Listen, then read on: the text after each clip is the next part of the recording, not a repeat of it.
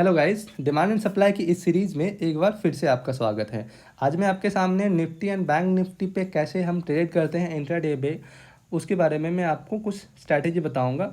सो ध्यान से इस वीडियो को स्टार्ट से एंड तक देखिएगा। आपको बहुत सारी चीज़ें नई सीखने को मिलेगी आज की इस वीडियो से। ओके, सो इसके लिए मैं जनरली इस्तेमाल करूंगा एक इंडिकेटर का, बट इंडिकेटर पे जाने से पहले मैं आपको कुछ बातें बता देता हूँ। क्या होता है, मैं प्राइस एक्शन के बारे में आपको बताता हूँ। जब कभी भी प्राइस रेड कैंडल के साथ में ओपन हो, सो ये मान के चलिए कि पूरे दिन इसका जो अंत होगा, जो प्राइस क्लोजिंग देगी, वो क्लोजिंग इसकी नेगेटिव ही होनी है। ओके, सो आप देखोगे कि आज की क्लोजिंग में चाहे किसी भी दिन पे चले जाओ, ये जनरल प्राइस एक्शन होता है। आप सब में से बहुत सारे लोगों को ये चीज़ पता होगी।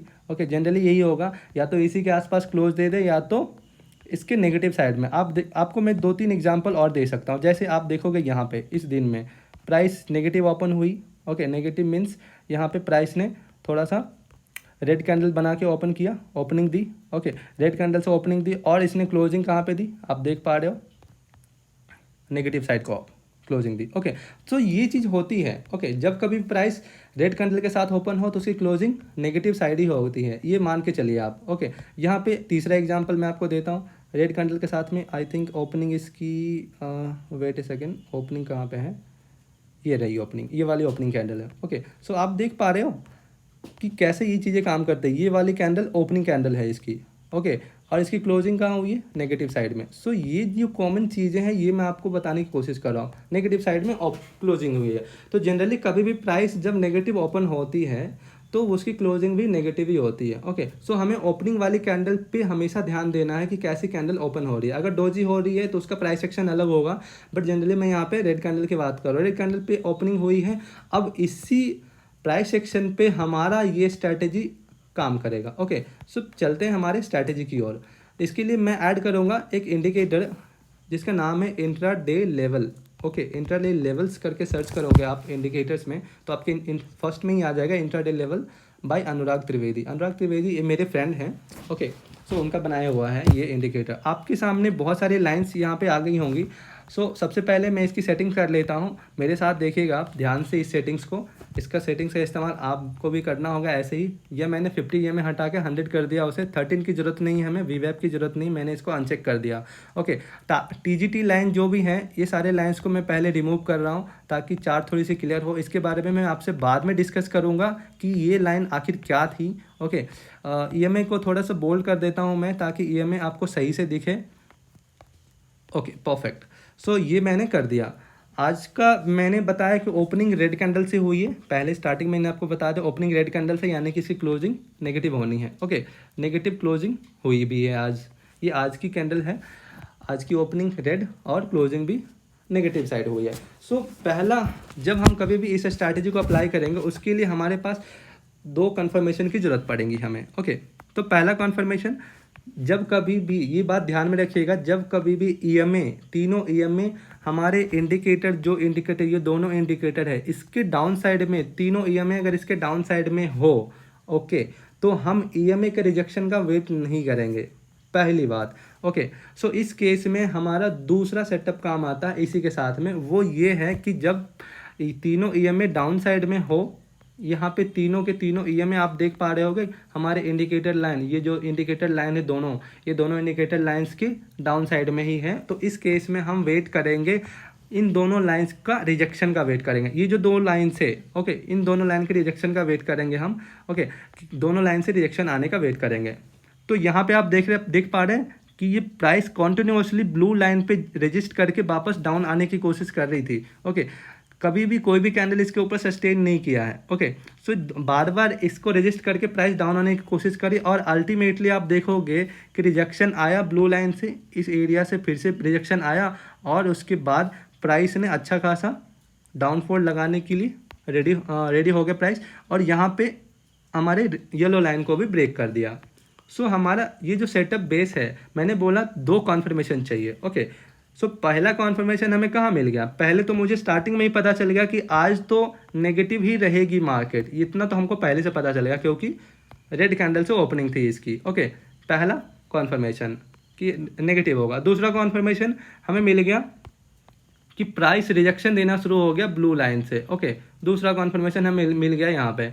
ओके, उसके बाद जब कभी भी प्राइस येलो लाइन को ब्रेक कर दे, येलो लाइन को ब्रेक कर दे, आप देख पा रहे हो यहाँ पे येलो लाइन ब्रेक हो गया और रेड कैंडल नीचे सस्टेन करनी शुरू हो गई। ओके, तो जब कभी भी ऐसा आपको दिखे कि रेड कैंडल ने येलो लाइन को ब्रेक करके नीचे सस्टेन होने की कोशिश करने लगा है, ओके, तो इस केस में हम क्या करेंगे, हमारी एंट्री प्लान करेंगे। अब हमारे पास कोई भी कंफर्मेशन की ज़रूरत नहीं है, प्राइस हमारे येलो लाइन से नीचे सस्टेन कर चुकी है, तो एंट्री प्लान कहाँ पे करेंगे, डायरेक्टली हम इस वाले कैंडल में एंट्री नहीं ले लेंगे, ये वाली कैंडल जिसने ब्रेक किया इस पर एंट्री नहीं लेंगे, हम वेट करेंगे कि वापस हमारे येलो लाइन को रिटेस्ट करने के लिए आए, जो कि प्राइस यहाँ पे आई भी रिटेस्ट करने के लिए। अब हम यहाँ पे हम हमारी एंट्री प्लान करेंगे। ओके, सो हमारी एंट्री प्लान हो गई है किस पॉइंट पे, इस वाले पॉइंट पे हमारी एंट्री प्लान हुई है एग्जैक्टली।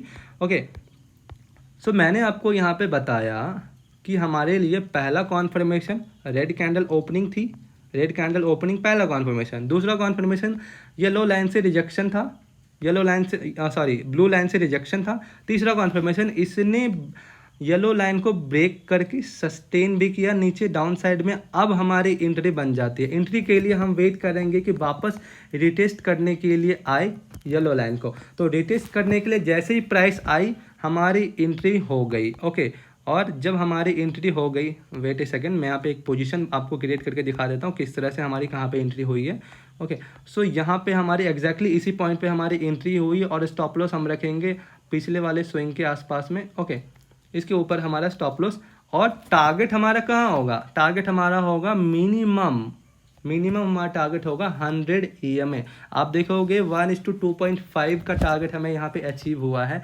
जनरली स्कैल्पिंग पर्पज से लोग 1:1 ही लेते हैं, यहाँ पे मेरी स्ट्रैटेजी आपको 1:2 1:2.5 कभी कभी 1:4 भी आपको मिल जाएगा इससे, बट उसके लिए आपको होल्ड करना पड़ेगा, ट्रेल करके चलना पड़ेगा। ओके, सो यहाँ पे मैंने आपको बताया कि किस तरह से एंट्री लेती है। एक बार फिर से मैं आपको इन सारी चीज़ों को क्लियर करके फिर से आपको बताता हूँ कि किस तरह से ये सारी चीज़ें काम करी हैं। ओके, मैंने यहाँ पे सारी ड्राइंग डिलीट कर दी, मैं आपको फिर से बताता हूँ। ओपनिंग रेड कैंडल पहला कॉन्फर्मेशन, रेजिस्टेंस लिया ब्लू लाइन से दूसरा कॉन्फर्मेशन, ब्रेक डाउन किया येलो लाइन को, हमारा फाइनल कॉन्फर्मेशन यहाँ पे हो चुका है। एंट्री के लिए वेट करेंगे रिटेस्ट करने के लिए प्राइस आए येलो लाइन को, रिटेस्ट किया।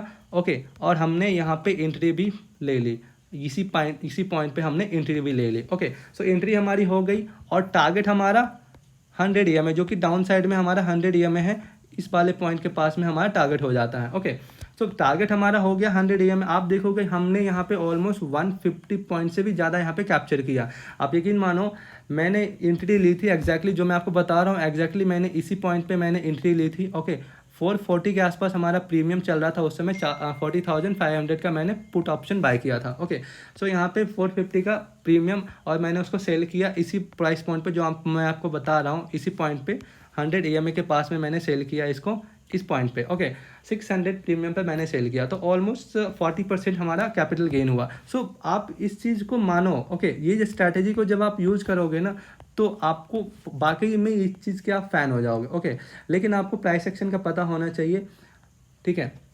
प्राइस एक्शन क्या कहता है, जब कभी भी रेड कैंडल के साथ ओपन हो तो प्राइस अल्टीमेटली डाउन ही आएगी। ओके, ये पहला ट्रेड था हमारा।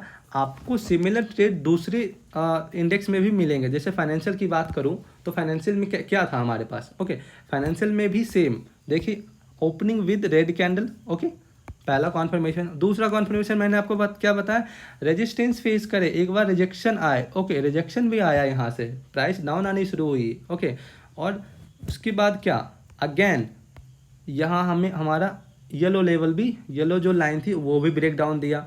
ब्रेक डाउन देने के बाद मैंने क्या बोला कि ये हमारा फाइनल कॉन्फर्मेशन था, तो हम वेट करेंगे किस चीज़ का, कि एक बार फिर से ये रिटेस्ट करने को आए हमारे येलो लाइन को। रिटेस्ट करने के लिए प्राइस आई। ओके, रिटेस्ट करने के बाद प्राइस आई तो हमारा शॉर्ट पोजीशन यहाँ पे क्रिएट हो जाता है। शॉर्ट पोजीशन मैंने क्रिएट किया। ओके, एग्जैक्टली इसी पॉइंट पे हम ना ऊपर ना नीचे, एग्जैक्टली इसी पॉइंट पे हम यहाँ पे अपना शॉर्ट पोजीशन क्रिएट करेंगे और टारगेट हमारा 100 EMA का। देखिए यहाँ भी 2.75 का यहाँ पे टारगेट अचीव होता है। ओके 1:2.7। सो आप देखोगे इसकी एक्यूरेसी कितनी है हर जगह। मैंने यहाँ पे निफ्टी फाइनेंशियल का चार्ट ओपन करा है, यहाँ पे भी मैं आपको क्रॉस चेक करके बता रहा हूँ कि इस तरह से चीज़ें चलती है। ओके, तो ये था पहला कंडीशन कि जब तीनों के तीनों ईएमए डाउन साइड में हो तब हम इस ट्रेड को इस तरह से इनिशिएट करेंगे। एटलीस्ट कोई एक कैंडल हमारे येलो लाइन के नीचे ब्रेक डाउन दे और उसके बाद वापस जब प्राइस येलो लाइन को रिटेस्ट करने के लिए आएगी तब हमारी एंट्री होगी। ओके, और एसएल ब्लू लाइन के आसपास हमारा एसएल होगा। ओके, और हमारा टारगेट डाउन साइड में 100 एएम में पहला टारगेट, और दूसरा टारगेट होगा हमारा कोई भी उसके नीचे का कोई डिमांड जोन हो। ओके, नीचे का कोई डिमांड जोन हो या अगर प्राइस बहुत ज़्यादा ऊपर है। ओके, सो कोई भी सपोर्ट लेवल, ठीक है। सो यहाँ पे सबसे पहला नियर बाय हमारे पास यही था 100 EMA, तो हमने 100 EMA का टारगेट लिया। ओके, फाइनेंशियल में भी कोई भी ट्रेड कर सकता था, फाइनेंशियल भी ट्रेड होता है फैन निफ्टी करके। सो आप यहाँ भी अच्छे खासा टारगेट ले सकते थे। तो इस तरह से मैंने आपको आज बताने की कोशिश करी, ठीक है। मैंने आपको बताने की कोशिश किया कि किस तरह से ये स्ट्रैटेजी काम करता है।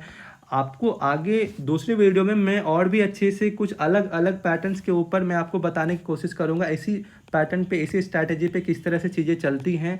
आज तो एक छोटा सा झलक था, आपको आगे और भी वीडियो मिलेंगे इसी स्ट्रैटेजी पे, जिससे आपको ये चीज़ें और भी अच्छे से क्लियर होंगे। तब तक के लिए आप इस वीडियो को दोबारा देखिए, अगर आपको समझ में नहीं आती है तो फिर से इसको शुरू से अंत तक इसको फिर से देखिए। आई होप ये चीज़ें आपको समझ में आ जाएंगी। फिर भी आपका कोई डाउट रहता है तो आप हमारे टेलीग्राम चैनल से जुड़ जाइए, वहाँ पे मैं हर रोज़ कुछ ना कुछ पोस्ट करते रहता हूँ। आपका कोई डाउट रहता है तो आप हमें मैसेज करें। इस वीडियो के लास्ट में आप कमेंट सेक्शन में आप अपना सवाल भी डाल सकते हो, मैं कोशिश करूँगा उसका जवाब दे सकूँ। ओके, आपको कोई सवाल हो तो हमसे ज़रूर संपर्क करें। ओके, मिलते हैं आपसे नेक्स्ट वीडियो में। Till then take care, bye bye.